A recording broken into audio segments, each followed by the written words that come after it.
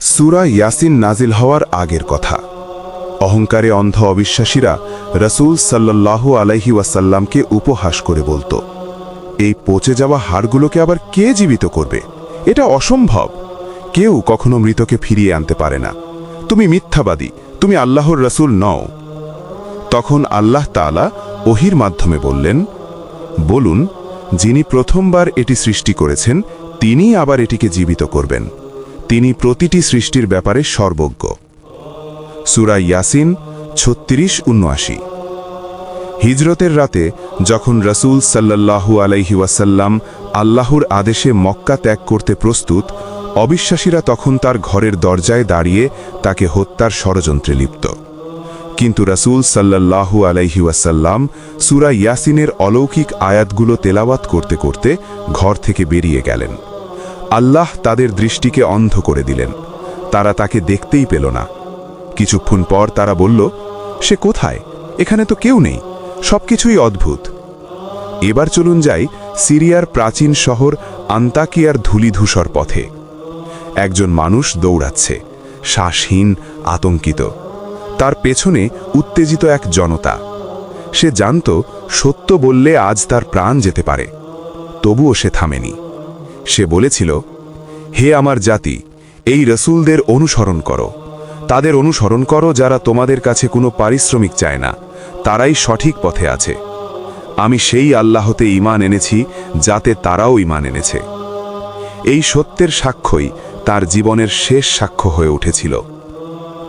আপনি দেখছেন আল্লাহর ছোঁয়া, কোরআনের সূরাগুলির হৃদয়স্পর্শী কাহিনী নিয়ে আমাদের ধারাবাহিক আয়োজন।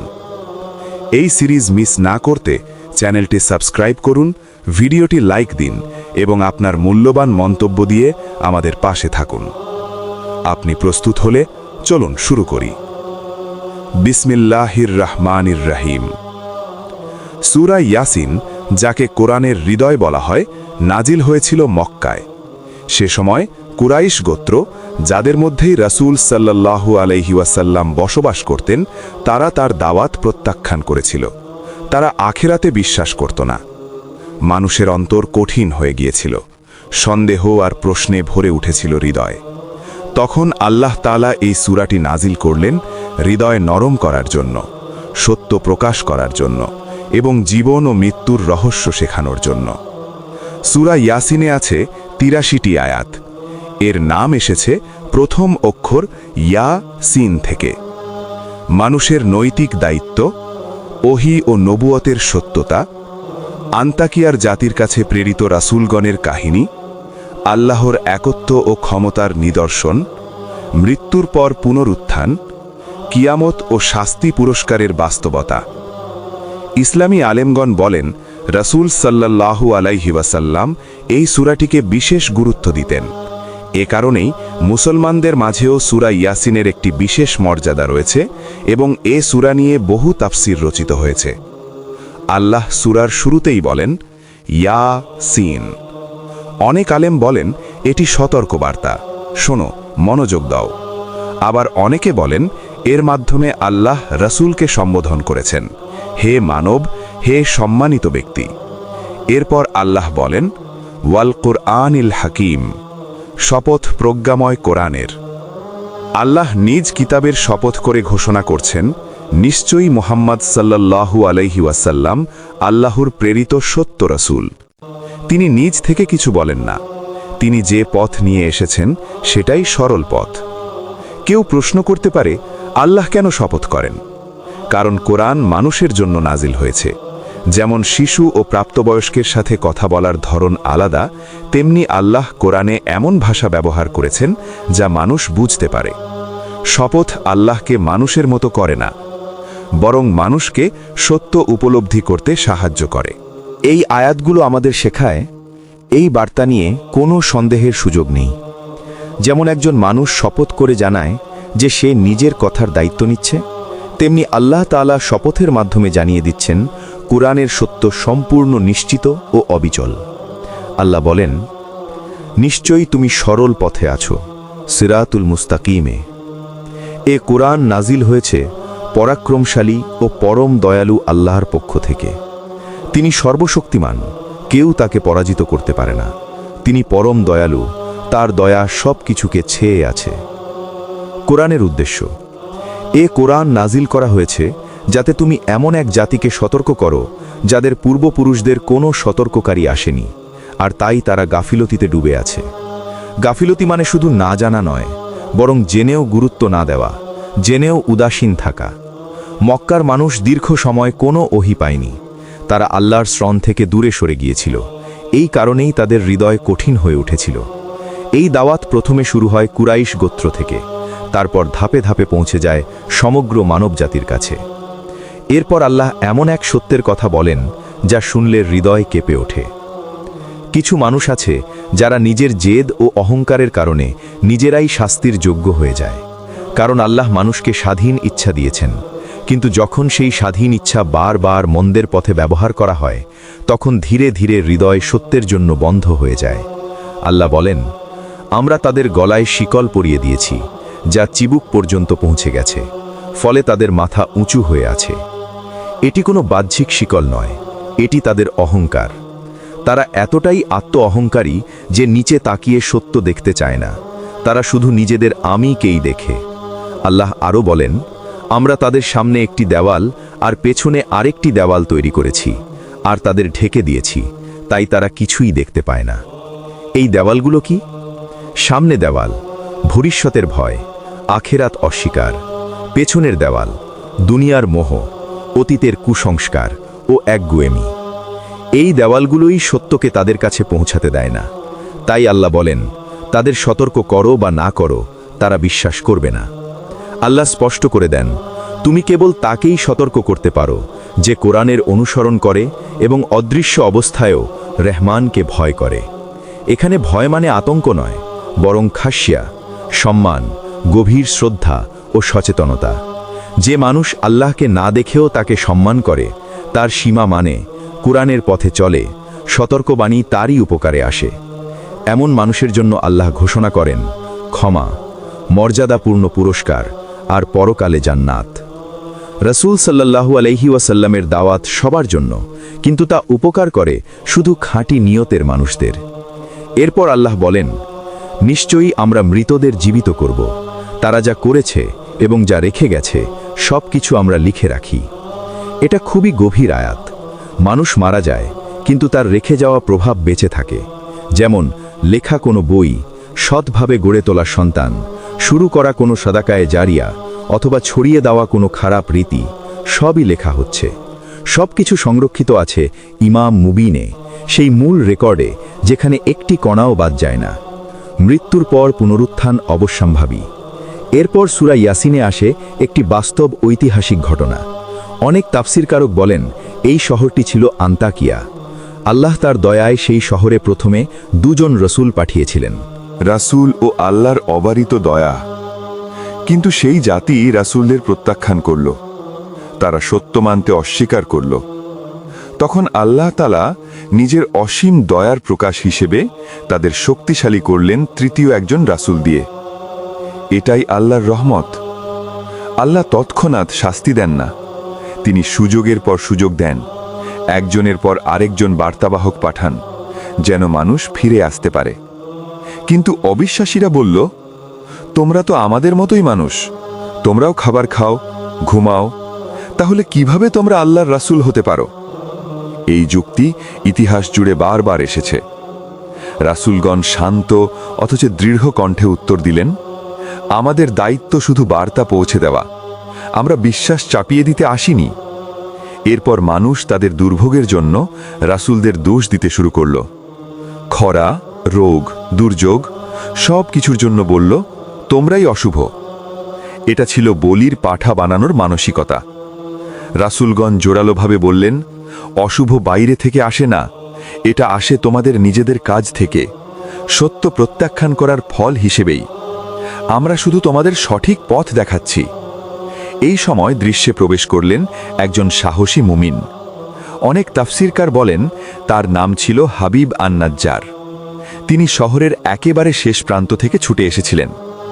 এটা আমাদের শেখায়, অনেক সময় সত্য ক্ষমতার কেন্দ্র থেকে নয়, বরং সাধারণ মানুষের হৃদয় থেকেই ছড়ায়। তার যুক্তি ছিল অপ্রতিরোধ্য। তিনি বললেন, এই রাসূলরা তোমাদের কাছে কোনো অর্থ চায় না, কোনো লাভ চায় না। যারা কিছুই চায় না তারা কেন মিথ্যা বলবে? এটা আমাদের জন্য বড় শিক্ষা। যে মানুষ দুনিয়ার কোনো বিনিময় আশা করে না, তার কথাতেই থাকে সবচেয়ে বেশি সততা। এই মুমিন ব্যক্তি তাওহীদের পক্ষে দাঁড়ালেন। তিনি বললেন, তোমরা যাদের উপাস্য বানিয়েছ, তারা কি আল্লাহ চাইলে আমাকে রক্ষা করতে পারবে? আল্লাহ শুধু আমার রব নন, তিনি তোমাদেরও রব, যদিও তোমরা তাকে অস্বীকার করো। তিনি দেখছিলেন যারা আল্লাহর কথা বলছে তাদের প্রাণনাশের হুমকি দেওয়া হচ্ছে, তবুও তিনি কাঁপেননি। তিনি ঘোষণা করলেন, আল্লাহ অনুমতি না দিলে তোমরা আমাদের কোনো ক্ষতি করতে পারবে না, আর যদি কিছু হয় তাও আল্লাহর অনুমতিতেই।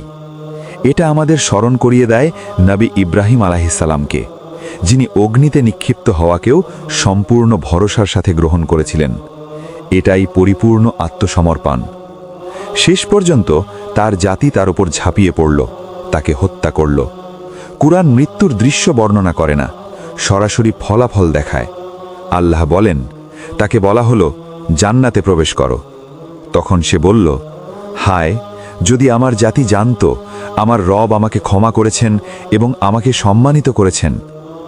দেখুন, জান্নাত দেখার পরও তার হৃদয় নরম। সে নিজের জন্য নয়, তার জাতির জন্য কষ্ট পায়। ভাবুন, আপনাকে হত্যা করা হয়েছে, আপনি জান্নাত দেখছেন, আপনি আনন্দিত, তবুও আপনার হৃদয় ব্যথিত, কারণ আপনার জাতি সত্য জানে না। এটা রাগ নয়, এটা রহমত। এটাই ঈমানের সর্বোচ্চ স্তর। এই মুমিনের ঈমান ইতিহাসে অমর হয়ে গেছে। এই কারণেই আল্লাহ নিজেই তার গল্প সূরা ইয়াসিনের শুরুতেই সংরক্ষণ করেছেন। তিনি আমাদের জন্য এক চিরন্তন উদাহরণ। ধন্য তিনি, আর ধন্য তারা যারা তার পথে চলে। আল্লাহ যেন আমাদের সবাইকে জান্নাতে তার সঙ্গে সাক্ষাৎ করার তৌফিক দেন। আমিন। এরপর আসে এমন একটি আয়াত, যেটি যখন কোনো শক্তিশালী কণ্ঠে তিলাওয়াত করা হয়, মনে হয় হৃদয় নিজের জায়গা ছেড়ে নড়ে উঠছে।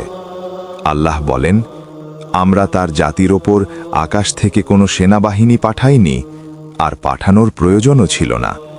কোনো যুদ্ধ নয়, কোনো দীর্ঘ শাস্তি নয়, শুধু একটি ভয়ঙ্কর শব্দ, একটি মাত্র প্রচণ্ড ধ্বনি, আর মুহূর্তের মধ্যেই সব শেষ। সবাই নিস্তব্ধ, সবাই নিশ্চিহ্ন। এরপর আল্লাহ বলেন, হায়, আমার বান্দাদের জন্য কত আফসোস। এটা শুধু শাস্তির ঘোষণা নয়, এটা আল্লাহ বেদনা। যখনই কোনো রাসূল তাদের কাছে এসেছে, তারা তাকে নিয়ে ঠাট্টা করেছে, উপহাস করেছে। তারা ভাবত আমরা শক্তিশালী, আমরা অপরাজেয়। কিন্তু আল্লাহ দেখিয়ে দিলেন তারা আসলে কতটা দুর্বল। তাদের ধ্বংস করতে কোনো সেনাবাহিনীর দরকার হয়নি, একটি শব্দই যথেষ্ট ছিল। তারা বারবার হাসি তামাশা করেছিল, আর শেষ পর্যন্ত তারা নিভে গেল, ঠিক যেমন একটি আগুনের শিখা এক ফোঁতেই নিভে যায়। এটাই সত্য। এই আয়াত আমাদের আরেকটি বিস্ময়কর সত্য শেখায়। একটি শব্দ, একটি কম্পন, একটি শক্তিশালী তরঙ্গ একটি পুরো জাতিকে ধ্বংস করতে পারে। আজ আমরা আধুনিক বিজ্ঞানের মাধ্যমে জানি, শব্দ তরঙ্গ, শক ওয়েভ, কম্পন একসাথে বহু মানুষের মৃত্যু ঘটাতে পারে। কিন্তু কোরআন এই সত্য আমাদের জানিয়েছে শত শত বছর আগেই। তাফসিরে বলা হয়েছে, আল্লাহর আদেশে জিবরাইল আলাইহিসসালাম একবার মাত্র প্রচণ্ড চিৎকার করেছিলেন। এতটাই ভয়াবহ ছিল সেই ধ্বনি, একজনও বেঁচে থাকেনি। আল্লাহের পর বলেন, তাদের শাস্তি শুধু দুনিয়াতেই শেষ নয়, একদিন সবাইকে আবার একত্র করা হবে। কিয়ামতের দিন প্রত্যেকেই আল্লাহর সামনে দাঁড়াবে, প্রশ্ন করা হবে, এবং প্রকৃত বিচার সেদিনই হবে। যে কেউ যদি দেখতে চায় আল্লাহ কিভাবে এসব করতে সক্ষম, তাকে শুধু চারপাশে তাকালেই চলবে। এরপর আল্লাহ আখিরাত অস্বীকারীদের সামনে প্রকৃতি থেকে একটি উদাহরণ দেন। শীতকালে মৃত জমিন, শুষ্ক, প্রাণহীন, আর বসন্ত এলে সেই জমিনই জীবিত হয়ে ওঠে। ঠিক তেমনি মানুষকেও আবার জীবিত করা হবে। এই আয়াতে আরও একটি সূক্ষ্ম ইশারা আছে। ফল ফলান আল্লাহ, রিজিক দেন আল্লাহ, কিন্তু মানুষকেও মাঠে কাজ করতে হয়, হাল চাষ করতে হয়। রিজিক আল্লাহর পক্ষ থেকে, কিন্তু চেষ্টা মানুষের দায়িত্ব। তাই আল্লাহ প্রশ্ন করেন, তবুও কি তারা কৃতজ্ঞ হবে না? এরপর আল্লাহ বলেন, পবিত্র তিনি, যিনি সব কিছুকে জোড়ায় জোড়ায় সৃষ্টি করেছেন, যা জমিন উৎপন্ন করে তোমাদের নিজেদের থেকে আর এমন সব কিছু থেকেও যা তোমরা এখনও জানো না। তাফসির কারগণ বলেন, এটিও একটি বৈজ্ঞানিক ইঙ্গিত। আজ আমরা জানি মানুষ জোড়ায়, পশু জোড়ায়, উদ্ভিদও জোড়ায়, পুরুষ এবং স্ত্রী। এমনকি আধুনিক বিজ্ঞান বলছে বিদ্যুৎ ধনাত্মক ও ঋণাত্মক, পরমাণু শক্তি, পদার্থ ও প্রতিপদার্থ, ম্যাটার অ্যান্ড অ্যান্টিম্যাটার সব কিছুই জোড়ায়। শেষে আবার সেই প্রশ্ন, তবুও কি তারা কৃতজ্ঞ হবে না? কৃতজ্ঞ হতে হলে প্রথমে ভাবতে হয়, দেখতে হয়, অনুভব করতে হয়। আর সূরা ইয়াসিন ঠিক সেটাই করে। এটি মানুষকে ভাবতে শেখায়, হৃদয় জাগিয়ে তোলে। আল্লাহ আমাদের যেন তার সেই বরকতময় বান্দাদের অন্তর্ভুক্ত করেন যারা চারপাশের প্রতিটি বিষয়কে আল্লাহ নিদর্শন হিসেবে দেখতে পায়। আমিন। তিনি সেই আল্লাহ যিনি সব কিছু সৃষ্টি করার পূর্ণ ক্ষমতা রাখেন, যিনি নিখুঁত শৃঙ্খলায় সমগ্র সৃষ্টি জগৎ পরিচালনা করেন, যিনি মৃতকে আবার জীবিত করতে সম্পূর্ণ সক্ষম। আল্লাহ এসব নিয়ামত অকারণে সৃষ্টি করেননি। তিনি এগুলো সৃষ্টি করেছেন উপহার ও অনুগ্রহ হিসেবে এই মহাবিশ্বের সম্মানিত অতিথি মানুষের জন্য, বিশেষ করে সেই মানুষের জন্য যে কৃতজ্ঞতা অনুভব করতে জানে। একজন মানুষ যদি অন্য আরেকজন মানুষের কাছ থেকে এক গ্লাস পানি পায়, তাহলে তার উচিত কৃতজ্ঞ হওয়া। তাহলে যিনি অগণিত নিয়ামত দান করেন, জীবন, বাতাস, আলো, রিজিক, তাকে কি চেনা, বিশ্বাস করা আর কৃতজ্ঞতা প্রকাশ করা উচিত নয়? এরপর আল্লাহ বলেন, রাতও তাদের জন্য এক নিদর্শন। আমরা তা থেকে দিনের আলো টেনে নিই, আর হঠাৎ তারা অন্ধকারে ডুবে যায়। সূর্য তার নির্দিষ্ট পথে চলতে থাকে। এটাই আল্লাহ নির্ধারণ, যিনি পরম পরাক্রমশালী এবং সর্বজ্ঞ। এটি সূরা ইয়াসিনের তৃতীয় বড় প্রমাণ, রাত ও দিনের অপূর্ব সৃষ্টি। পৃথিবীর প্রকৃত অবস্থা হল অন্ধকার। দিনের আলো স্থায়ী নয়, এটা সাময়িক। পৃথিবী ঘুরছে, আর সূর্যের আলো একটি সরু উজ্জ্বল বেল্টের মতো ধীরে ধীরে সরে যাচ্ছে। যেখানে আলো সরে যায়, সঙ্গে সঙ্গে অন্ধকার নেমে আসে। মনে হয় যেন এক অদৃশ্য হাত নরমভাবে আলোটা তুলে নিচ্ছে। এই রাত আসা আর দিনের চলে যাওয়া থামানোর ক্ষমতা আল্লাহ ছাড়া আর কারও নেই। সুতরাং ইবাদত একমাত্র আল্লাহরই প্রাপ্য। এরপর আসে সূর্যের নিদর্শন। সূর্য যে আমাদের পৃথিবীকে আলো দেয়, উষ্ণতা দেয়, জীবনের ভিত্তি। আমাদের রব, যার শক্তির কোনো সীমা নেই, যিনি সব কিছু জানেন, তিনি সূর্যকে স্থাপন করেছেন একটি নির্দিষ্ট কক্ষপথে। সূর্য সেখানে থাকবে এক নির্ধারিত সময় পর্যন্ত। কিন্তু এই চলাচল চিরস্থায়ী নয়। সূর্যেরও একটি শেষ আছে। ভাবুন, সূর্য ও পৃথিবীর দূরত্ব প্রায় 15 কোটি কিলোমিটার। মহাবিশ্বের বয়স প্রায় 13.5 বিলিয়ন বছর। সূর্যের বয়স প্রায় 5 বিলিয়ন বছর। সূর্য তৈরি হয়েছে অগণিত পদার্থ একত্রিত হয়ে প্রচণ্ড চাপে এক বিশাল আগুনের গোলকে পরিণত হওয়ার মাধ্যমে। এটি একটি মাঝারি আকারের তারা, তবুও এত বড় যে এর ভেতরে প্রায় 13 লক্ষ পৃথিবী ঢুকে যেতে পারে। পৃষ্ঠের তাপমাত্রা প্রায় 6000 ডিগ্রি সেলসিয়াস, কেন্দ্রে প্রায় 2 কোটি ডিগ্রি সেলসিয়াস। সূর্য চলেছে প্রতি ঘন্টায় প্রায় 720,000 কিলোমিটার বেগে। প্রতি সেকেন্ডে প্রায় 56 কোটি টন হাইড্রোজেন রূপান্তরিত হয় 56 কোটি টন হিলিয়ামে। এই রূপান্তরের সময় প্রায় 40 লক্ষ ভর শক্তিতে পরিণত হয়, যা আলো ও তাপ হিসেবে মহাকাশে ছড়িয়ে পড়ে।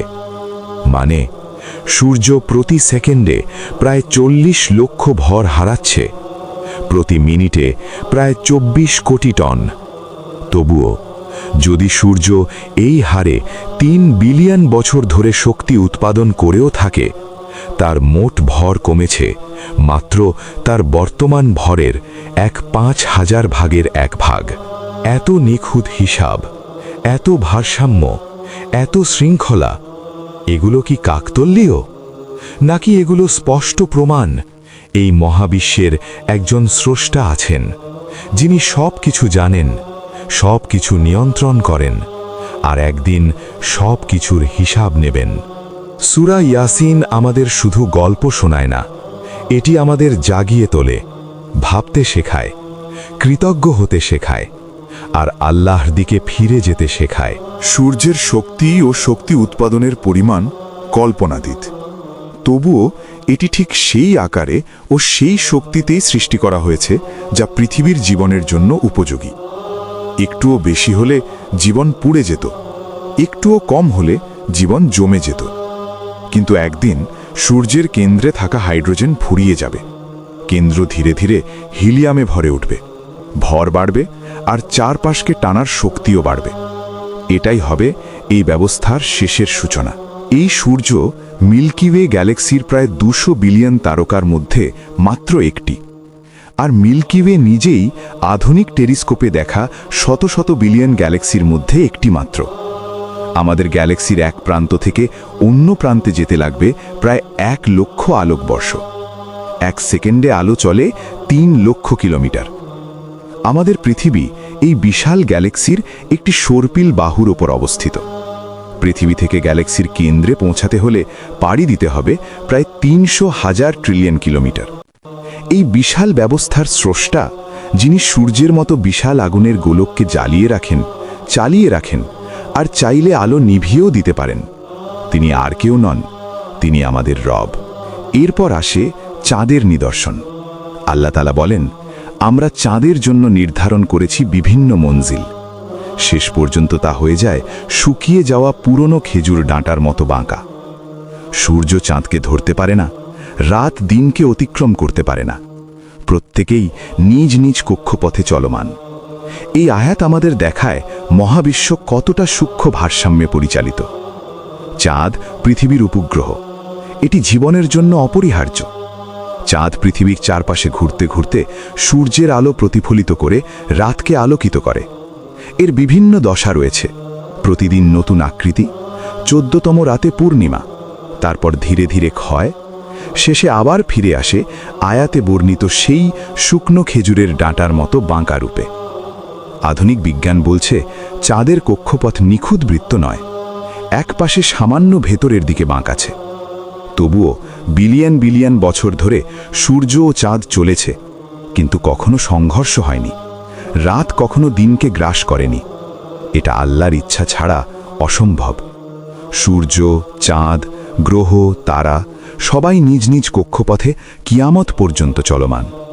গ্রহ সূর্যের চারপাশে ঘোরে, সূর্য মিল্কি ওয়ে গ্যালাক্সির কেন্দ্রের চারপাশে ঘোরে, তারকারাও নিজেদের পথে চলমান। এমনকি এখানেই শেষ নয়, গ্যালাক্সিগুলোও ক্লাস্টার গঠন করে, আর সেই ক্লাস্টারগুলোরও নিজস্ব গতিপথ আছে। এই একই ব্যবস্থা ক্ষুদ্র জগতেও বিদ্যমান। অণু কাঁপে ও চলে, পরমাণু ও কণাগুলো নিজ নিজ কক্ষপথে ঘোরে। সবচেয়ে বড় গ্যালাক্সি থেকে সবচেয়ে ক্ষুদ্র কণা পর্যন্ত সবকিছুই চলছে একটি নিখুঁত পরিকল্পনায়। যিনি সৃষ্টি করেছেন এবং যিনি সবকিছু টিকিয়ে রেখেছেন, তিনি নিঃসন্দেহে আল্লাহ। স্রষ্টার অস্তিত্বের স্পষ্ট প্রমাণ। কিছুই ভেঙে পড়ছে না, কিছুই এলোমেলো হচ্ছে না, কিছুই থেমে যাচ্ছে না।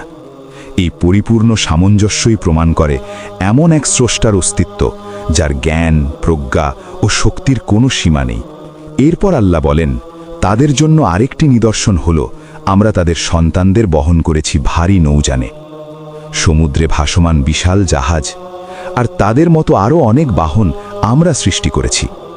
আল্লাহ বলেন, আমরা চাইলে তাদের ডুবিয়ে দিতে পারি, তখন তাদের কোনো সাহায্যকারী থাকবে না, পালানোরও কোনো পথ থাকবে না। তারা বেঁচে আছে শুধু আল্লাহর রহমতে এবং নির্ধারিত সময় পর্যন্ত। জাহাজের মতো আরও অনেক বাহন, এই বাক্যাংশে তাফসির কারকরা বলেন ভবিষ্যতের যানবাহনের দিকেও ইশারা আছে। ট্রেন, বিমান, এমনকি মহাকাশযান। কিন্তু শিক্ষা স্পষ্ট, মানুষের ভরসা প্রযুক্তির ওপর নয়, ভরসা করতে হবে আল্লাহর ওপর, যিনি প্রযুক্তির আইনগুলো সৃষ্টি করেছেন। এই সব কিছু, ভাসমান, উড়ন্ত কিংবা চলমান, সবই আল্লাহর ক্ষমতায় টিকে আছে। নূহ আলাইহিসসালামের মহাপ্লাবনের সময় আল্লাহ পুরো মানবজাতিকে ধ্বংস করেননি। তিনি মুমিনদের রক্ষা করেছিলেন একটি পূর্ণ নৌকায় তুলে, যাতে মানব জীবনের ধারাবাহিকতা বজায় থাকে। কিছু আলেম বলেন, পূর্ণ নৌকা বলতে মানুষের পিতামাতার দেহকেও বোঝানো হতে পারে, কারণ আল্লাহ মানব জীবনের বীজ, নুতফা, সংরক্ষিত স্থানে বহন করেন, ঠিক যেন বোঝাই করা এক নিরাপদ জাহাজ। জন্ম থেকে জীবন সবই আল্লাহর রহমত। জন্মের আগে আমরা মায়ের গর্ভে বহন হই, জীবনের পথে আমরা জাহাজ, যানবাহনে বহন হই। এই প্রতিটি যাত্রা আল্লাহর দয়ার নিদর্শন। তিনি চাইলে এই যাত্রার কোনো এক মুহূর্তেই সব শেষ হয়ে যেতে পারত। কেউ থামাতে পারত না, কেউ বাঁচাতে পারত না। তাই আমরা নিরাপদে জন্মাই, বড় হই, খাই, চলি, জীবন চালিয়ে যাই, সবই আল্লাহর রহমতে। তাকওয়ার আহ্বান। এরপর আল্লাহ বলেন, যখন তাদের বলা হয়, তোমরা তাকওয়ার জীবন অবলম্বন করো, যাতে তোমরা রহমতের যোগ্য হও এবং দুনিয়ায় সুন্দর জীবন ও আখেরাতে চিরস্থায়ী সুখ লাভ করো, কিন্তু তারা গুরুত্ব দেয় না। আয়াত থেকে মুখ ফিরিয়ে নেওয়া। যখনই তাদের রবের কোনো আয়াত আসে, তারা মুখ ফিরিয়ে নেয়। আর যখন বলা হয়, আল্লাহ তোমাদের যা দিয়েছেন তা থেকে অভাবীদের দান করো, তখন অবিশ্বাসীরা মুমিনদের বলে, আল্লাহ যদি চাইতেন তাহলে তিনিই তো এদের খাওয়াতেন, এটা কি আমাদের দায়িত্ব? তোমরা তো স্পষ্ট ভুলের মধ্যে আছো। সামাজিক অবিচারের অজুহাত। এই আয়াতগুলো দেখায় কিভাবে অবিশ্বাসীরা সামাজিক অবিচারকে যুক্তি দিয়ে ঢেকে ফেলে। তারা তাকদীরকে অজুহাত বানায় নিজেদের কৃপণতার জন্য। কিন্তু সত্য হল, আল্লাহ ধনীদের পরীক্ষা করেন দান করার মাধ্যমে, আর গরিবদের পরীক্ষা করেন ধৈর্যের মাধ্যমে। শিক্ষা না নেওয়া হৃদয়ে। এত নিদর্শন দেখিয়েও এই উদাসীন মানুষগুলো কিছুই শেখে না। সৎ ও জ্ঞানী মানুষরা তাদের সতর্ক করে পাপ থেকে দূরে থাকতে, দুনিয়া ও আখেরাতের শাস্তি থেকে বাঁচতে, কিন্তু তারা তবুও উদাসীন থাকে। তারা বিভ্রান্তির গহ্বরে ডুবে থাকে। কুরআনের আয়াত শুনুক বা মহাবিশ্বে আল্লাহর নিদর্শন দেখুক, সবই তারা ইচ্ছাকৃতভাবে উপেক্ষা করে। তারা শোনে না, দেখে না, ইচ্ছা করেই মুখ ফিরিয়ে নেয়। এমন মানুষের ব্যাপারে আর কিছু করার থাকে না, তাদের আল্লাহর ওপর ছেড়ে দিতে হয়। কৃপণতা ও অহংকার। এরা দানের ব্যাপারেও চরম কৃপণ। যখন বলা হয়, আল্লাহই তো রিজিক দাতা, আর তিনি যদি মুমিনদের ভালোবাসেন, তাহলে দরিদ্রদের তিনি নিজেই খাওয়ান না কেন, আমরা কেন দেব? আবু বক্কর রাদিয়াল্লাহু ও আবু জাহলের ঘটনা বর্ণিত আছে। হযরত আবু বক্কর রাদিয়াল্লাহু গরিব মুসলমানদের খাওয়াতেন, সাহায্য করতেন। একদিন পথে আবু জাহাল তাকে বলল, হে আবু বক্কর, তুমি কি দাবি করো যে আল্লাহ দরিদ্রদের খাওয়াতে পারেন? আবু বক্কর রাদিয়াল্লাহু বললেন, হ্যাঁ। আবু জাহাল বলল, তাহলে তিনি নিজেই কেন খাওয়ান না? আবু বক্কর রাদিয়াল্লাহু উত্তর দিলেন, আল্লাহ কাউকে দারিদ্র দিয়ে পরীক্ষা করেন, আর কাউকে সম্পদ দিয়ে। গরিবকে ধৈর্যের আদেশ দেন, আর ধনীকে দানের। আবু জাহল তখন বলল, আল্লাহর কসম, হে আবু বক্কর, তুমি তো স্পষ্ট বিভ্রান্ত। এই ঘটনার পরই সেসব আয়াত নাজিল হয়, যেখানে বলা হয়েছে, যে দান করে, তাকওয়া অবলম্বন করে এবং সত্যে বিশ্বাস রাখে, আল্লাহ তাকে সহজ পথের দিকে পরিচালিত করেন, জান্নাতের পথে। কুতুবির তাফসিরে উল্লেখ আছে। এরপর তারা বলে, তোমরা যদি সত্যবাদী হও, তাহলে বলো, এই প্রতিশ্রুত কিয়ামত কবে আসবে? তারা অপেক্ষা করছে শুধু একটি ভয়ঙ্কর শব্দের। সেই শব্দ আসবে যখন তারা নিজেদের মধ্যেই তর্কে ব্যস্ত থাকবে। সেই মুহূর্তে তারা না পারবে ওসিয়ত করতে, না পারবে পরিবারের কাছে ফিরে যেতে। কিয়ামত আসবে হঠাৎ, মানুষ তখন ব্যস্ত থাকবে ব্যবসা, লেনদেন, ঝগড়া, দৈনন্দিন কাজে, আর মুহূর্তেই সব থেমে যাবে। যারা তাওহীদ অস্বীকার করে তারা কিয়ামতও অস্বীকার করে, আর বিদ্রূপ করে বলে, কবে আসবে সেই দিন যার ভয় দেখাও? সূরা ইয়াসিন বলে, দিনটি আসবেই, হঠাৎ, অবশ্যম্ভাবী। এখানেই সূরা ইয়াসিন আমাদের নিয়ে আসে চূড়ান্ত প্রশ্নের কাছে, আমি কি প্রস্তুত? কিন্তু সেই দিন অবশ্যই আসবে, এতে কোনো সন্দেহ নেই। বড় কিয়ামতের আগে আসবে ছোট কিয়ামত, মৃত্যু। সেটাও নিশ্চিত, সেটাও হঠাৎ, কোনো নোটিশ ছাড়া, কোনো প্রস্তুতি ছাড়া। সেই মুহূর্তে কেউ শেষ কথা বলার সুযোগ পাবে না, কেউ পরিবারের কাছে ফিরে যেতে পারবে না। রাসূল সাল্লাল্লাহু আলাইহি ওয়াসাল্লাম বলেছেন, দুজন মানুষ কাপড় মাপছে বিক্রির জন্য, ভাঁজ করার আগেই কিয়ামত এসে যাবে। একজন লোক নিজের পশুর জন্য হাউজ ঠিক করছে, পানি দেওয়ার আগেই কিয়ামত এসে যাবে। একজন মানুষ পাল্লায় ওজন মাপছে, দ্বিতীয় ওজন বসানোর আগেই কিয়ামত এসে যাবে। আরেকজন খাবারের লোকমা মুখে তুলেছে, গিলতে পারার আগেই কিয়ামত এসে যাবে। সহিহ বুখারী ফিতান ২৬।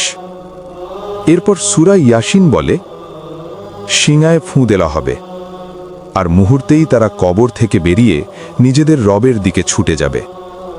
তারা বলবে, হায় আমাদের দুর্ভোগ, কে আমাদের এই নিদ্রাস্থল থেকে উঠিয়ে দিল?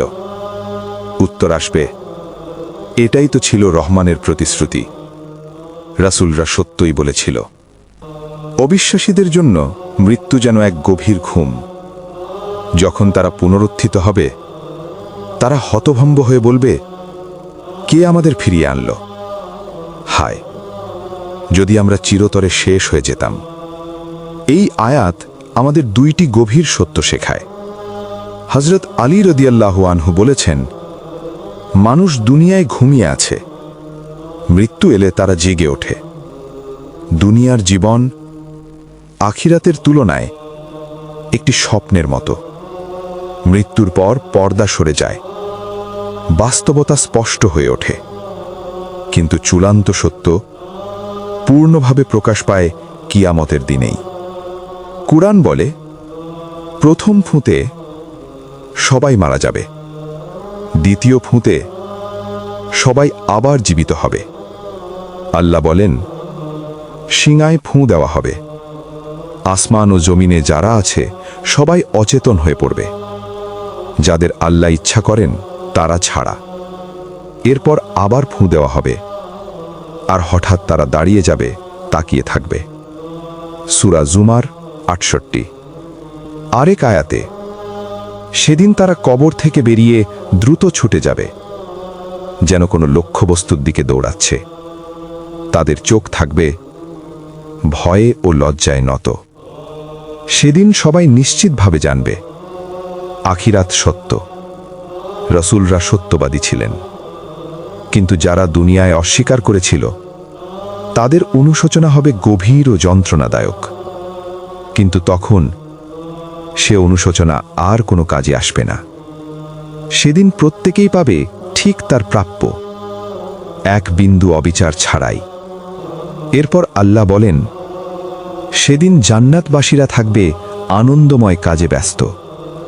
তারা খাবে, পান করবে জান্নাতের অফুরন্ত নিয়ামত থেকে। তারা ও তাদের সঙ্গীরা শীতল ছায়ায় বিশ্রাম নেবে, আরামদায়ক আসনে হেলান দিয়ে বসবে। তাদের জন্য থাকবে সব ধরনের ফল, যা কিছু মন চায়। আর সবচেয়ে বড় নিয়ামত, রহমান রবের পক্ষ থেকে সেই ঘোষণা, যারা জান্নাত অর্জন করবে তাদের সেদিন দীর্ঘ অপেক্ষায় রাখা হবে না। তাদের হয় কোনো হিসাবই হবে না, অথবা খুব হালকা হিসাব হবে। তাদের আমলনামা পরিষ্কার, তারা কষ্ট পাবে না, থামিয়ে রাখা হবে না। ঠিক সেই অপরাধীদের মতো নয় যারা দুনিয়ায় এদের নিয়ে হাসাহাসি করত। সূরা ইয়াসিন এখানেই এসে আমাদের সামনে চূড়ান্ত প্রশ্ন রেখে যায়, আমি কোন দলে থাকব? তৈরি তো? এই সব কিছু, ভাসমান, উড়ন্ত কিংবা চলমান, সবই আল্লাহর ক্ষমতায় টিকে আছে। নূহ আলাইহিসসালামের মহাপ্লাবনের সময় আল্লাহ পুরো মানবজাতিকে ধ্বংস করেননি। তিনি মুমিনদের রক্ষা করেছিলেন একটি পূর্ণ নৌকায় তুলে, যাতে মানব জীবনের ধারাবাহিকতা বজায় থাকে। কিছু আলেম বলেন, পূর্ণ নৌকা বলতে মানুষের পিতামাতার দেহকেও বোঝানো হতে পারে, কারণ আল্লাহ মানব জীবনের বীজ, নুতফা, সংরক্ষিত স্থানে বহন করেন, ঠিক যেন বোঝাই করা এক নিরাপদ জাহাজ। জন্ম থেকে জীবন সবই আল্লাহর রহমত। জন্মের আগে আমরা মায়ের গর্ভে বহন হই, জীবনের পথে আমরা জাহাজ, যানবাহনে বহন হই। এই প্রতিটি যাত্রা আল্লাহর দয়ার নিদর্শন। তিনি চাইলে এই যাত্রার কোনো এক মুহূর্তেই সব শেষ হয়ে যেতে পারত। কেউ থামাতে পারত না, কেউ বাঁচাতে পারত না। তাই আমরা নিরাপদে জন্মাই, বড় হই, খাই, চলি, জীবন চালিয়ে যাই, সবই আল্লাহর রহমতে। তাকওয়ার আহ্বান। এরপর আল্লাহ বলেন, যখন তাদের বলা হয়, তোমরা তাকওয়ার জীবন অবলম্বন করো, যাতে তোমরা রহমতের যোগ্য হও এবং দুনিয়ায় সুন্দর জীবন ও আখেরাতে চিরস্থায়ী সুখ লাভ করো, কিন্তু তারা গুরুত্ব দেয় না। আয়াত থেকে মুখ ফিরিয়ে নেওয়া। যখনই তাদের রবের কোনো আয়াত আসে, তারা মুখ ফিরিয়ে নেয়। আর যখন বলা হয়, আল্লাহ তোমাদের যা দিয়েছেন তা থেকে অভাবীদের দান করো, তখন অবিশ্বাসীরা মুমিনদের বলে, আল্লাহ যদি চাইতেন তাহলে তিনিই তো এদের খাওয়াতেন, এটা কি আমাদের দায়িত্ব? তোমরা তো স্পষ্ট ভুলের মধ্যে আছো। সামাজিক অবিচারের অজুহাত। এই আয়াতগুলো দেখায় কিভাবে অবিশ্বাসীরা সামাজিক অবিচারকে যুক্তি দিয়ে ঢেকে ফেলে। তারা তাকদীরকে অজুহাত বানায় নিজেদের কৃপণতার জন্য। কিন্তু সত্য হল, আল্লাহ ধনীদের পরীক্ষা করেন দান করার মাধ্যমে, আর গরিবদের পরীক্ষা করেন ধৈর্যের মাধ্যমে। শিক্ষা না নেওয়া হৃদয়ে। এত নিদর্শন দেখিয়েও এই উদাসীন মানুষগুলো কিছুই শেখে না। সৎ ও জ্ঞানী মানুষরা তাদের সতর্ক করে পাপ থেকে দূরে থাকতে, দুনিয়া ও আখেরাতের শাস্তি থেকে বাঁচতে, কিন্তু তারা তবুও উদাসীন থাকে। তারা বিভ্রান্তির গহ্বরে ডুবে থাকে। কুরআনের আয়াত শুনুক বা মহাবিশ্বে আল্লাহর নিদর্শন দেখুক, সবই তারা ইচ্ছাকৃতভাবে উপেক্ষা করে। তারা শোনে না, দেখে না, ইচ্ছা করেই মুখ ফিরিয়ে নেয়। এমন মানুষের ব্যাপারে আর কিছু করার থাকে না, তাদের আল্লাহর ওপর ছেড়ে দিতে হয়। কৃপণতা ও অহংকার। এরা দানের ব্যাপারেও চরম কৃপণ। যখন বলা হয়, আল্লাহই তো রিজিক দাতা, আর তিনি যদি মুমিনদের ভালোবাসেন, তাহলে দরিদ্রদের তিনি নিজেই খাওয়ান না কেন, আমরা কেন দেব? আবু বক্কর রাদিয়াল্লাহু ও আবু জাহলের ঘটনা বর্ণিত আছে। হযরত আবু বক্কর রাদিয়াল্লাহু গরিব মুসলমানদের খাওয়াতেন, সাহায্য করতেন। একদিন পথে আবু জাহাল তাকে বলল, হে আবু বক্কর, তুমি কি দাবি করো যে আল্লাহ দরিদ্রদের খাওয়াতে পারেন? আবু বক্কর রাদিয়াল্লাহু বললেন, হ্যাঁ। আবু জাহাল বলল, তাহলে তিনি নিজেই কেন খাওয়ান না? আবু বক্কর রাদিয়াল্লাহু উত্তর দিলেন, আল্লাহ কাউকে দারিদ্র্য দিয়ে পরীক্ষা করেন, আর কাউকে সম্পদ দিয়ে। গরিবকে ধৈর্যের আদেশ দেন, আর ধনীকে দানের। আবু জাহল তখন বলল, আল্লাহর কসম, হে আবু বক্কর, তুমি তো স্পষ্ট বিভ্রান্ত। এই ঘটনার পরেই সেসব আয়াত নাজিল হয়, যেখানে বলা হয়েছে, যে দান করে, তাকওয়া অবলম্বন করে এবং সত্যে বিশ্বাস রাখে, আল্লাহ তাকে সহজ পথের দিকে পরিচালিত করেন, জান্নাতের পথে। কুতুবীর তাফসিরে উল্লেখ আছে। এরপর তারা বলে, তোমরা যদি সত্যবাদী হও, তাহলে বলো, এই প্রতিশ্রুত কিয়ামত কবে আসবে? তারা অপেক্ষা করছে শুধু একটি ভয়ঙ্কর শব্দের। সেই শব্দ আসবে যখন তারা নিজেদের মধ্যেই তর্কে ব্যস্ত থাকবে। সেই মুহূর্তে তারা না পারবে ওসিয়ত করতে, না পারবে পরিবারের কাছে ফিরে যেতে। কিয়ামত আসবে হঠাৎ। মানুষ তখন ব্যস্ত থাকবে ব্যবসা, লেনদেন, ঝগড়া, দৈনন্দিন কাজে, আর মুহূর্তেই সব থেমে যাবে। যারা তাওহীদ অস্বীকার করে তারা কিয়ামতও অস্বীকার করে আর বিদ্রূপ করে বলে, কবে আসবে সেই দিন যার ভয় দেখাও? সূরা ইয়াসিন বলে, দিনটি আসবেই, হঠাৎ, অবশ্যম্ভাবী। এখানেই সূরা ইয়াসিন আমাদের নিয়ে আসে চূড়ান্ত প্রশ্নের কাছে, আমি কি প্রস্তুত? একজন শিক্ষক যখন কোনো দুষ্ট ছেলেকে বলে, পাশে সরে যাও, তাতে একটা ভয়ই তৈরি হয়। কিন্তু কল্পনা করুন যে কথা বলছেন সকল জগতের রব, তার মুখ থেকে সেই শব্দ শোনা যাবে। তখন দৃশ্যটা কতটা ভয়ানক হবে, হৃদয় কেঁপে উঠবে। আমি কি তোমাদের সতর্ক করিনি? তারপর আল্লাহ তাআলা পরের 5টি আয়াতে বলেন, হে আদমের সন্তানেরা, আমি কি তোমাদের সতর্ক করিনি? শয়তানকে ইবাদত করো না, কারণ সে তোমাদের স্পষ্ট শত্রু। শুধু আমাকে ইবাদত করো, এটাই সরল পথ। কিন্তু সে তোমাদের অনেক প্রজন্মকে গুমরাহ করেছে। তোমরা কি তোমাদের বুদ্ধি ব্যবহার করো না? এটাই সেই জাহান্নাম যা তোমাদের সতর্ক করা হয়েছিল। তারপর আল্লাহ বলেন, এটাই সেই জাহান্নাম যার সম্পর্কে তোমাদের সতর্ক করা হয়েছিল। তোমরা কুফরে মরে গেলে আজই প্রবেশ করো আর সেখানে পড়ো। এটাই তাদের পরিণতি যারা দুনিয়ায় অস্বীকার করেছিল। প্রথম মানুষ থেকে শুরু করে প্রত্যেক জাতি, প্রতিটি সমাজে আল্লাহ নবী পাঠিয়েছেন। ফাতিহা 24 বলে, নবীরা তাদের মাধ্যমে আল্লাহের আদেশ ও নিষেধ শিখিয়েছেন। এ শিক্ষার ভিত্তি হল, 1, প্রথমেই বলো কি করা যাবে না, এটাই মানবতার জন্য সুরক্ষা। এই কারণেই আল্লাহ প্রথমে বলে, শয়তানের ইবাদত বা আনুগত্য করো না, কারণ সে মানুষের স্পষ্ট শত্রু। শয়তান শুরু থেকেই মানবতার বিরুদ্ধে ঘৃণা ঘোষণা করেছে। তিনি আল্লাহের কাছে অনুরোধ করেছে মানুষকে পথভ্রষ্ট করার অনুমতি দিতে, যা কিয়ামতের দিন পর্যন্ত চলবে। হাসান বাসরি রাদিয়াল্লাহ বলেছেন, যদি একজন মানুষের মধ্যে এই 4টি গুণ থাকে, আল্লাহ তাকে শয়তানের ক্ষতি থেকে রক্ষা করবেন। 1, যখন সে কিছু চায়, নিজেকে হারায় না, নিজের নাফসকে নিয়ন্ত্রণ করে। 2, যখন সে ভয় পায়, হঠাৎ প্যানিক করে না, নিজেকে শান্ত রাখে। 3, যখন ইচ্ছা জেগে ওঠে, সে জানে কিভাবে সেটাকে শান্ত করতে হয়, নিজেকে নিয়ন্ত্রণ করে। 4, যখন সে রেগে যায়, কোনো কাজ করে ফেলতে গিয়ে আগে চিন্তা করে, নফসকে নিয়ন্ত্রণ করে। আর সব ভালো কাজের উৎস হল শুধু আল্লাহের ইবাদত। সোজা পথ যেটা জান্নাতে নিয়ে যায়, সে হল আল্লাহের একমাত্র ইবাদত। আর যে ব্যক্তি নবীদের বার্তা অবজ্ঞা করে, আল্লাহের দেওয়া বুদ্ধি ব্যবহার করে না, সেই ব্যক্তি আলোর বিপরীতে অন্ধকার বেছে নিয়েছে। অতএব তার গন্তব্য একটাই, আগুন। অবিশ্বাসীরা কিয়ামতের দিনে কোনো বৈধ অজুহাত পাবে না। আল্লাহ বলেন, সেদিন আমরা তাদের মুখ সিল করব, তাদের হাত তাদের বিরুদ্ধে কথা বলবে, তাদের পা তাদের কাজের সাক্ষী দেবে। তারা আল্লাহের সামনে দাঁড়িয়ে উদ্ভূত হয়ে অজুহাত বানাতে চাইবে, কিন্তু তাদের মুখ বন্ধ হয়ে যাবে। তাদেরই অঙ্গপ্রত্যঙ্গ তাদের বিরুদ্ধে সাক্ষ্য দেবে। সূরা ফুসসিলাতে এই দৃশ্য আরও বিস্তারিতভাবে বলা হয়েছে। যখন তারা আগুনের সামনে দাঁড়াবে, তাদের কান, চোখ, চামড়া সবই তাদের বিরুদ্ধে সাক্ষ্য দেবে। তারা হতবাক হয়ে বলবে, হে আমাদের চামড়া, তুমি কেন আমাদের বিরুদ্ধে সাক্ষ্য দিচ্ছ?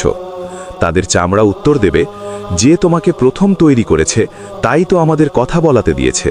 তিনি তোমাদের প্রথমবার সৃষ্টি করেছেন, আর তারই কাছে তোমরা ফিরে যাবে। তোমরা তো ভাবছিলে না তোমার কান, চোখ, চামড়া তোমার বিরুদ্ধে সাক্ষ্য দেবে। তুমি ভেবেছিলে আল্লাহ তোমার কাজের অনেক কিছুই জানেন না। সূরা ফুসসিলাত 22। এক আবেগময় ঘটনা। আবু সিবিন মালিক রাদিয়াল্লাহ বলেন, আমরা রাসূল সাল্লাল্লাহু আলাইহি ওয়াসাল্লামের সঙ্গে বসেছিলাম। তিনি হেসে উঠলেন, পরে বললেন, আপনারা জানেন কেন আমি হেসেছি? আমরা বললাম, আল্লাহ ও তার রাসূলই ভালো জানেন। রাসূল বললেন, আমি সেই কারণে হেসেছি যে একজন বান্দা তার রবের সঙ্গে কিভাবে কথা বলবে। তিনি বললেন, বান্দা বলবে, হে আমার রব, তুমি কি আমাকে অন্যায় থেকে রক্ষা করেছিলে? আল্লাহ বলবেন, হ্যাঁ। বান্দা বলবে, তাহলে আমার বিরুদ্ধে আমার সাথী নেই, শুধু আমি নিজেই সাক্ষী। আল্লাহ বলবেন, আজ তোমার নিজের সাক্ষ্যই তোমার জন্য যথেষ্ট। তারপর নবী সাল্লাল্লাহু আলাইহি ওয়াসাল্লাম বলেন, তখন আল্লাহ ওই ব্যক্তির মুখ সিল করবেন আর তার অঙ্গপ্রত্যঙ্গকে কথা বলাতে দেবেন। তার অঙ্গপ্রত্যঙ্গ তার করা কাজের কথা বলবে।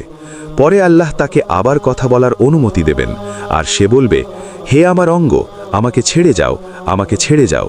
কিয়ামতের দিন কেউই আর কোনো অজুহাত বানাতে পারবে না। কারণ আল্লাহ তাআলা বলেন, আজ আমরা তোমার বিরুদ্ধে সাক্ষী পাঠাবো। অবিশ্বাসী তখন ভাববে, সাক্ষী কে হবে?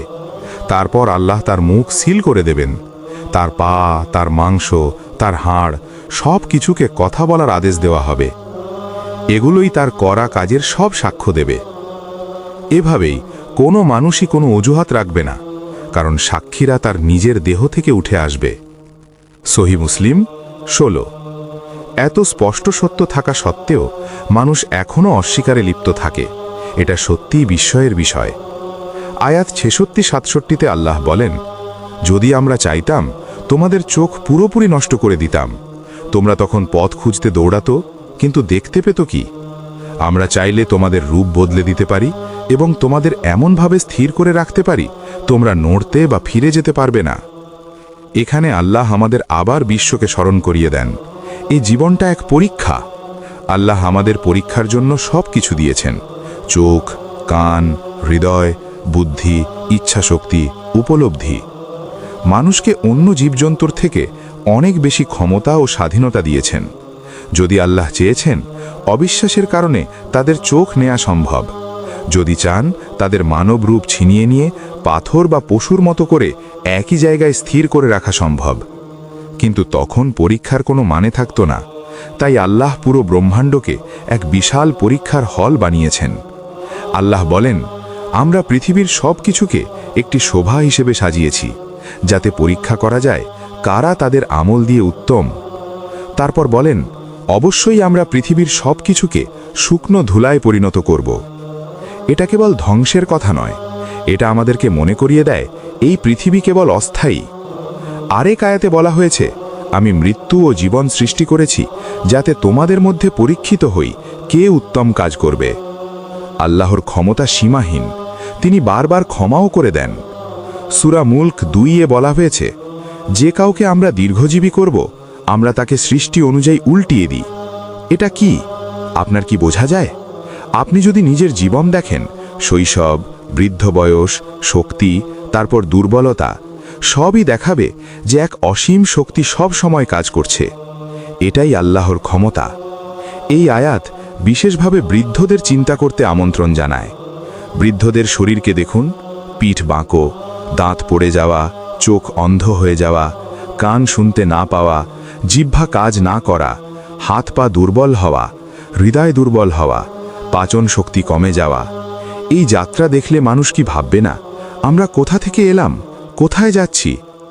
একটু ভাবলেই বোঝা যাবে যে আল্লাহ আমাদের সৃষ্টি করেছেন, তাঁরই ইচ্ছায় আমরা মরব, তাঁরই ইচ্ছায় পুনরুত্থিত হব, তাঁরই সামনে বিচারিত হব। 69 নম্বর আয়াতে বলা হয়, আমরা নবীকে কবিতা শেখাইনি, এটা তার জন্যই নয়। আমরা তাকে যে কিতাব দিয়েছি সেটা শুধু স্মরণীয় এবং স্পষ্ট বার্তা, যা সতর্কতার জন্য পাঠানো হয়েছে, সতর্ক মানুষের জন্য আর অবিশ্বাসীদের বিরুদ্ধে সাক্ষ্য পূর্ণ করার জন্য। অবিশ্বাসীরা নবীকে কবি বলতো, কুরআনকে ছোট করে দেখাতে, কিন্তু আল্লাহ তা প্রত্যাখ্যান করেন, কারণ কবিতা কল্পনা ও আবেগের ওপর দাঁড়ায়, কিন্তু কুরআন দাঁড়ায় সত্যের ওপর। একটি মশা বা মাছি যদি মধুতে লেজ রাখে, তাকে কেউ আটকাতে পারে না। এমন ক্ষুদ্র জীবও নিজের উপর নিয়ন্ত্রণ হারায়। তাদের নিজের কোনো শক্তি নেই, তারা নিজেদের সাহায্য করতে পারে না, কিন্তু অন্য কাউকে সাহায্য করবে কিভাবে? এমনই লোকেরা মানুষদের মধ্যে আছে যারা কুরআনের সত্যকে না দেখে মনে করে তারা সবাইকে দিচ্ছেন শিক্ষা। তাদের ব্যঙ্গ ও অপমান বিশ্বাসীদের মন খারাপ করার কারণ হতে পারে না। বিশ্বাসীদের, বিশেষ করে নবীর কার্যধারা এভাবে দুর্বল হয় না। তাদের বিদ্রূপ মিশনকে দুর্বল করতে পারবে না। বিশ্বাসীদের কর্তব্য হল ধর্মকে ছড়িয়ে দেওয়া, নিজে অনুশীলন করা, ধর্মকে সংরক্ষণ করা, দৃঢ় সংকল্পে এগিয়ে যাওয়া। পরের 3 আয়াতে আল্লাহ বলেন, মানুষ কি চিন্তা করে না, আমরা তাকে এক বিন্দু তরল থেকে সৃষ্টি করেছি, কিন্তু হঠাৎ সে আমাদের বিরুদ্ধে শত্রু হয়ে যায়, নিজের সৃষ্টি ভুলে যায় আর আমাদেরকে প্রশ্ন করে, এই পচে যাওয়া হাড়কে কে জীবিত করবে? আপনি কি মনে করেন এটাই শক্তিশালী প্রশ্ন? আল্লাহ বলেন, বলো, যে প্রথমবার সৃষ্টি করেছে তাই আবার জীবিত করবে। তিনি প্রতিটি সৃষ্টি জানেন। এটাই সূরার সবচেয়ে শক্তিশালী শেষ যুক্তি। প্রসিদ্ধ ঘটনা, একজন কাফির উবাই ইবনে খালাফ একটি পচা হাড় তুলে হাতে চেপে ভেঙে বলেছিল, এটা কে জীবিত করবে? আল্লাহর উত্তর ছিল সাধারণ, যৌক্তিক এবং অসাধারণ শক্তিশালী। যে প্রথমবার কিছু সৃষ্টি করেছে তার জন্য আবার সৃষ্টি করা তো সহজ। প্রথমবার কিছু না থেকে সৃষ্টি করা সবচেয়ে কঠিন ধাপ, তাহলে পুনরায় সৃষ্টি করা কত সহজ হবে? যে প্রথমবার জীবন সৃষ্টি করেছে তাই আবার মৃতদের জীবিত করতে পারে।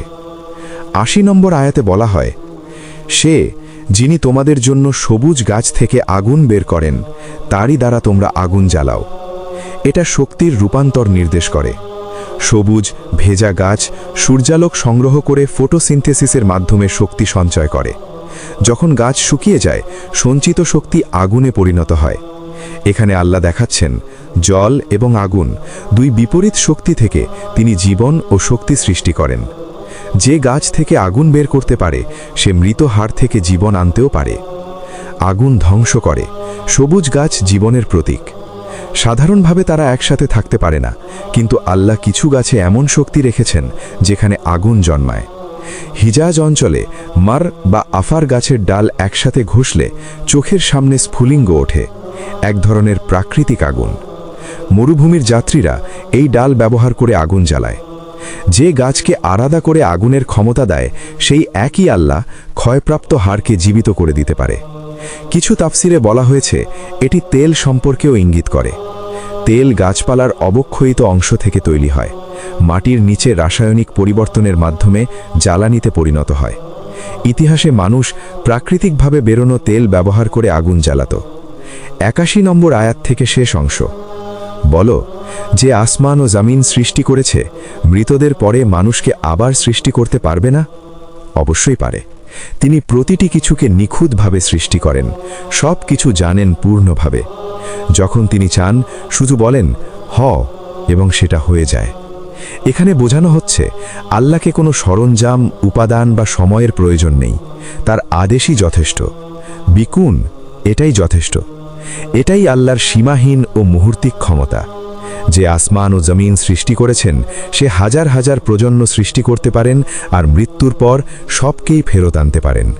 তিনি প্রতি সেকেন্ডে অসংখ্য সৃষ্টি করেন, অসংখ্য ঘটনা ঘটান, সবই তার সীমাহীন জ্ঞানের ভিত্তিতে। কোনো কিছুই এলোমেলো নয়। যখন তিনি চান, অনুমতি, অপেক্ষা বা সাহায্য ছাড়াই শুধু বলেন হ, এবং তা হয়ে যায়। একদিন তিনি আমাদেরও বলবেন, আমাদের কাছে ফিরে আসো।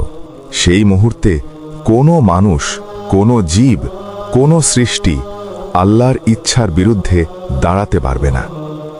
যেমন তিনি যখন বলেন হও, তখন আমরা জীবিত হই, এবং যেমন তিনি যখন মৃত্যু নির্ধারণ করেন আমরা মরব, তেমনি যখন তিনি আদেশ করবেন ফেরাও, তখন আমরা আবার জীবিত হব। সূরা শেষ হয় একটি মহান ধারণায়, মালাকুত, আল্লাহর পরম কর্তৃত্ব ও সার্বভৌম মালিকানা। সবকিছু তারই, সবকিছু তার নিয়ন্ত্রণে, এবং প্রতিটি প্রাণের ফিরে যাওয়া শেষ পর্যন্ত তারই দিকে। এই শেষ আয়াতটি সূরার দুইটি মূল বিষয়কে চূড়ান্তভাবে মুদ্রিত করে: তাওহীদ, আল্লাহর একত্ব; আকিরা, পরকালের জীবন। আজকের ভিডিওতে আমরা যে সূরা আপনি বলছেন তার তাফসীর সহ পড়েছি, তার মহান শিক্ষা, প্রমাণ এবং মানব জীবনের জন্য দিশা। ইনশাআল্লাহ এগুলো আপনার হৃদয়ে আলোর দিশা হয়ে উঠবে। আপনার সহযোগিতা দরকার। আপনি যদি এই ভিডিওটি ভালো লাগেন, দয়া করে আমাদের আল্লাহর ছোঁয়া চ্যানেলটি সাবস্ক্রাইব করুন, নোটিফিকেশন অন করুন, কমেন্টে আপনার মতামত দিন, ভিডিওটি লাইক করুন। এগুলো আমাদেরকে আরও ভালো কন্টেন্ট তৈরি করতে সাহায্য করবে। দোয়া, আল্লাহ আপনাকে পুরস্কৃত করুন, আপনার ঈমানকে শক্তিশালী করুন এবং আপনাকে সঠিক পথ প্রদর্শন করুন। আমিন।